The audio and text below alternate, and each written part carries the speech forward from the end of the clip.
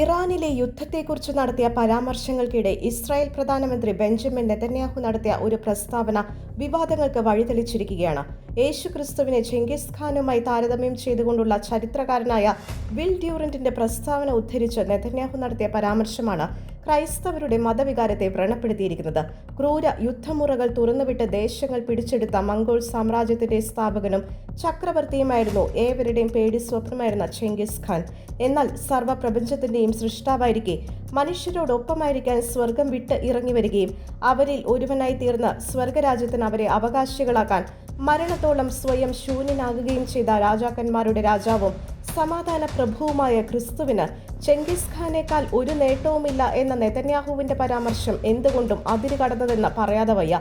തീവ്രവാദ നയങ്ങൾ കൊണ്ട് സ്വന്തം രാജ്യത്തെയും മറ്റ് ലോകരാഷ്ട്രങ്ങളെയും ഭീഷണിപ്പെടുത്തുന്ന ഇറാനെതിരെ നടത്തുന്ന യുദ്ധത്തിന് രാഷ്ട്രീയ നയതന്ത്ര സ്വയം പ്രതിരോധ കാരണങ്ങൾ നിരത്തുന്നതിനിടെയായിരുന്നു സ്നേഹത്തിന്റെയും സമാധാനത്തിന്റെയും സന്ദേശങ്ങളുമായി ലോകത്തിന് നിത്യജീവന്റെ വാതിൽ തുറന്ന യേശുക്രിസ്തുവിന്റെ ആദർശങ്ങളും ചെങ്കിസ് ഖാന്റെ ക്രൂര നയങ്ങളും തമ്മിൽ താരതമ്യം ചെയ്യുമ്പോൾ ധാർമ്മികമായി ഉയർന്ന നിലവാരത്തിലുള്ള ഒരു രാജ്യമാണെങ്കിൽ പോലും സ്വയം പ്രതിരോധിക്കാൻ ശക്തിയില്ലെങ്കിൽ അത് ക്രൂരനായ ഒരു ശത്രുവിന് കീഴടങ്ങിയേക്കാമെന്ന വിൽ ഡ്യൂറന്റിന്റെ വാക്കുകൾ നെതന്യാഹു ആവർത്തിച്ചത്.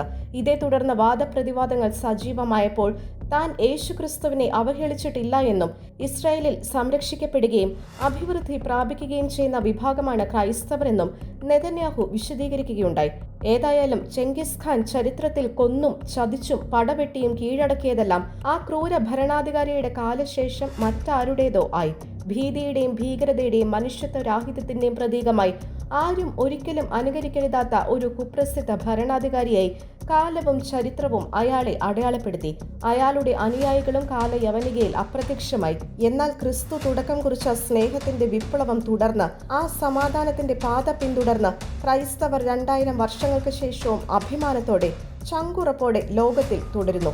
ആക്രമിച്ചും കീഴ്പ്പെടുത്തിയും ഭൂമിയിൽ കെട്ടിപ്പടുക്കുന്ന രാജ്യങ്ങൾ ഇവിടെ ശേഷിപ്പിച്ച് ഒരു നാൾ എല്ലാവരും എത്ര വലിയ അധികാരിയാണെങ്കിലും മൺമറയുന്ന ഒരു ദിനം വരും.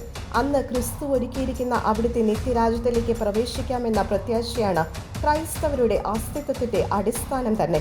അതാണ് ഭൂമിയിലെ ഏത് ഭരണാധികാരിയിൽ നിന്നും ക്രിസ്തു രാജാവിനെ വ്യത്യസ്തനാക്കുന്നത്. കാരണം ക്രിസ്തുവിന്റെ രാജ്യത്തിന് അവസാനമില്ല. ആ നിത്യരാജ്യത്തിൽ യുദ്ധങ്ങളും ഇല്ല.